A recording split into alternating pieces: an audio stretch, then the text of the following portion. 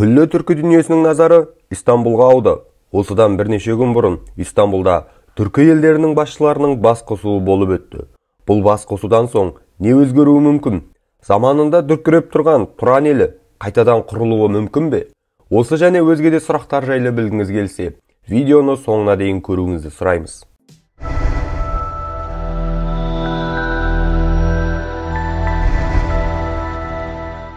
Тарихта осы уақытқа дейін 16 түркі мемлекеті болды.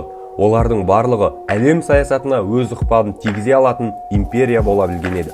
Мәселен, Құн империясы жер көлемі Жапон аралдарынан Каспий жағалауына дейін болса, кейін осылардың бір бөлігі Европаға қоныс аударып, барлық шығыс Европаны өз ықпалына кіргізіп, сол жақта үрей туғыза білген еді. Кейін тарихта алғаш рет түрік атауымен Көктұрық мемлекеті құрылып, Ұлы Жібек жолын өз бақылауында ұстай алған еді. Тек бұлар ғана емес, Селжуклы, Османлы сынды империялар өткен ғасырға дейін әлем саясатында маңызды орын иеленетін еді. Қазіргі таңда әлемде тәуелсіз 7 түрік мемлекеті бар болса, әлі де өз тәуелсіздігіне жете алмаған 15-ке жуық түрік мемлекеттері бар деседі.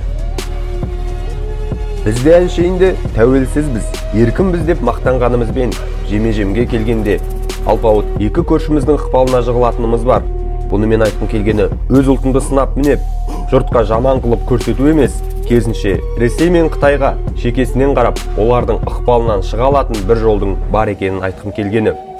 Ол әрине түбі түрік түркі елдері біріккен Тұран мемлекеті. Естеріңізде болса, қазақ елі осыдан біраз уақыт бұрын жерімізге көз сүзіп, аузына келгенде оттаған Ресей мен Қытай елдеріне наразылық нотасын жіберіп, қарсылық танытқан болатын. Бұл дегеніміз қазақ елі өзінің жеке бас мүддесіне келгенде кімге болсын қарсы тұра алатын дәрежеге жеткенін көрсетеді. Заманында Ұлы Византия аз ғана түріктерден жеңіліп, жер бетінен жоқ болған болатын.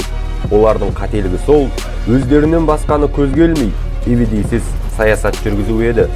Византия сол кезде түркі тайпаларының бірігуіне жол бермеуге тырысқанымен, ақыры дегендері іске аспай, көк бөрінің азығына айналған болса, бүгінгі Ресейдің де жасап отырғаны сол баяғы Византияның тірлігі. Бірақ Ресейдің алды-артына қарамай асығыстық танытып, Тұран одағы құрылуына кедергі жасап бағуы да орынды.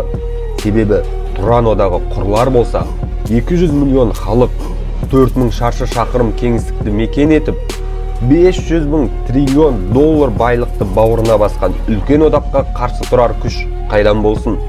Осындай бір алпауыт түркі қағанаты құрыла қалса, Ресейдің қас қабағына қарап отқан, тәуелсіздікке қол жеткізе алмаған түркі елдері бас көтерері анық. Ал бұл ақыр соңында Ресейдің ыдырап күл талқаны шығуы мүмкін деген сөз.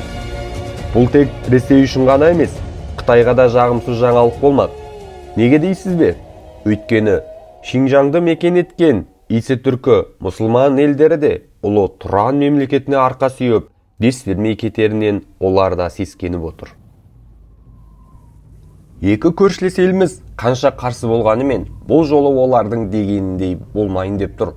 Себебі қаншама жылдар бойы сөз болып келген түркі елдері басшыларының кездесуі өткен аптада Истанбул қаласында өтіп, бірнеше келісімге қол қойып та үлгерді.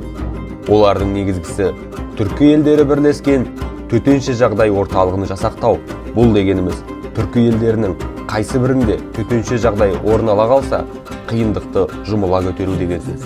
Ал бұл жоба алдағы уақытта жалғасын тауып, бірлескен әскери жасақта орын алады деп топшылап отыр түркі мамандары. Егер түркі әскери жасағы да біргері болса, 890 мың белсенді, 1,8 миллион жалпы әскери күшке ие болып, Ресей, Қытай сынды елдерді артқа қалдырып, жер бетінде үлкен күшке айналар едік. Әрине бұның барлығы алдағы уақытта болатынына сеніміміз мол. Тен түркі халқының осынау бір ұлы күші жайлы білге қаған: ей түрік, жоғарыдағы аспан құламай, төмендегі жер тесілмей, сенің мемлекетіңді кім жоя алады деп айтуы да тегіннен тегін емес екені анық. Сіз Тұран одағы жайлы не ойлайсыз? Пікіріңізді төменге қалдыра кетуіңізді сұраймыз. Видеомыз ұнаса лайк басып, арнамызға жазыла кетуіңізді сұраймыз. Сіз үшін оттаймыз.